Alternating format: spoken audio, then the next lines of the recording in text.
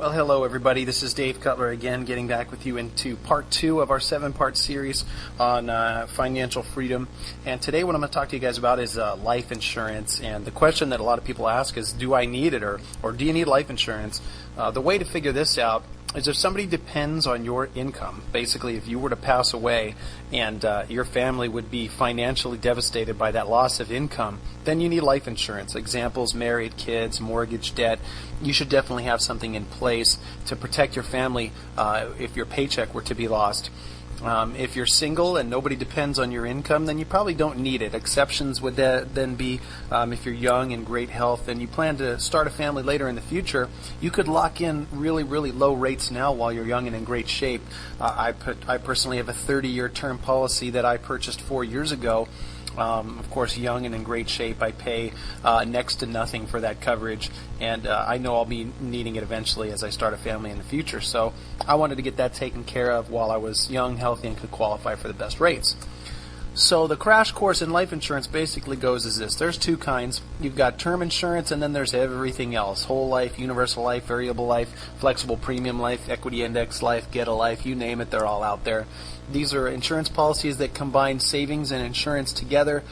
Generally, you pay much, much more for your insurance premiums, with the hope that your coverage will stay in force for as long as you pay the premium. This is known as permanent insurance.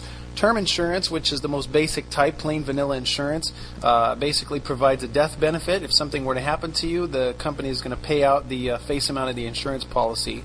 The benefits of term insurance is you can generally get your premiums very, very low. Policy terms can be up to 35 years, and these follow the theory of decreasing responsibility, which basically looks like this. In your earlier years, you may have a lot of liabilities, young children, your debt is high, you've got a big mortgage. A loss of income would be devastating, especially in today's society where pretty much most families are dual income families where the husband and the wife both have to work. 20, 30 years from now, the kids are going to be grown up, the mortgage is going to be paid off, the debts are going to be little to none, and your retirement nest egg should be big enough that you no longer need that insurance protection. Go ahead and cancel that policy, because there's no reason to pay for something that you no longer need.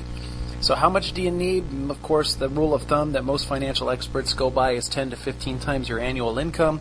Of course, you can come to an exact figure with a proper financial analysis to assure that you're not paying too much money for too much coverage, or that you're not underinsured, leaving your family shortchanged if something were to happen. So what you really want to look at is replacing the income, and make sure that you don't skimp at all in this area, because that sort of defeats the purpose of buying insurance in the first place. So get the coverage that you need, and try to get it at the lowest amount possible, because we all like to save money in that area. This is a basic example of somebody that we sat down with that had a cash value life insurance. They had a whole life policy on the husband and the wife, $150,000 on each. They were spending $218 a month.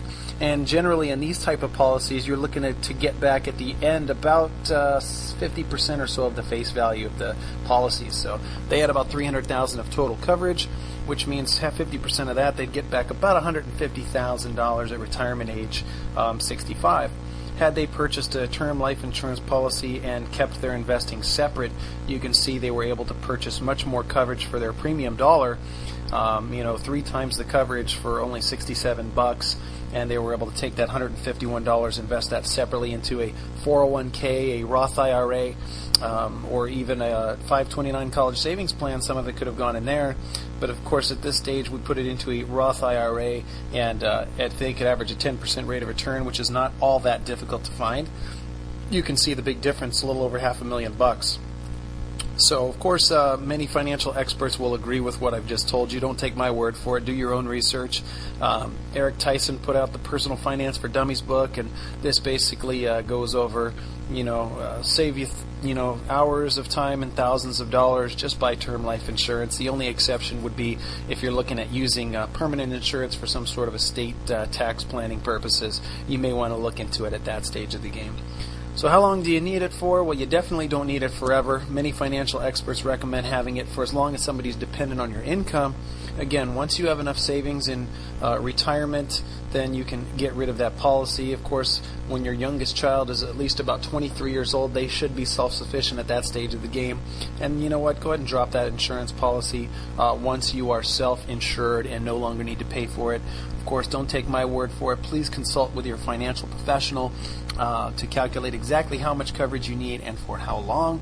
And of course, I can do just that for anybody who wants me to. So hope that helps you all out today. I know it's not the most fun thing to talk about, but it is a necessary tool in making sure that your family's financial future is protected should something happen, God forbid, to one of those income earners that are bringing in money to that family. So please don't hesitate to shoot me an email or give me a call if you have any questions, and I hope I was able to help you all out today. So thanks so much, and we'll talk with you soon.